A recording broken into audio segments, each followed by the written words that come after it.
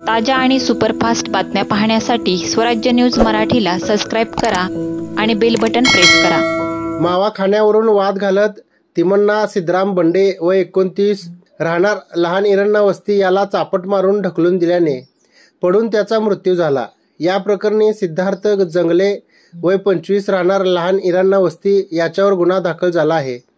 मृताची आई लक्ष्मीबाई हिने सदर बाजार पोलीस ठाण्यात फिर्याद दिली।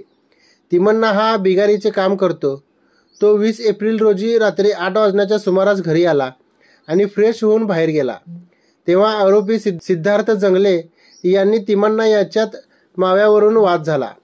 त्यावेळी फिर्यादी या तेथून जात असताना त्यांनी हे भांडण सोडवून तिमण्णा याला घरी जाण्यास सांगितले आणि कामासाठी पुढे गेल्या। थोड्या वेळानंतर फिर्यादीला तिमण्णा हा तेथेच बेशुद्ध अवस्थेत आढळला। त्याला उठवण्याचा प्रयत्न करूनही तो उठला नाही। यामुळे त्याला खासगी हॉस्पिटलमध्ये उपचाराकरिता नेल्यानंतर तेथे त्याला मृत घोषित करण्यात आले।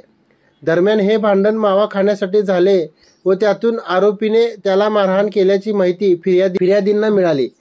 या घटनेचा अधिक तपास सहाय्यक पोलीस निरीक्षक अहिवळे हे करीत आहेत।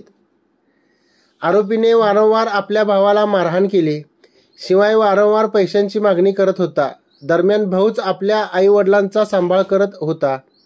यामुळे आता त्यांचा सांभाळ कोण करणार असा सवाल उपस्थित करत तिमण्णा यांची बहीण सुजाता कांबळे यांनी टाहो फोडला।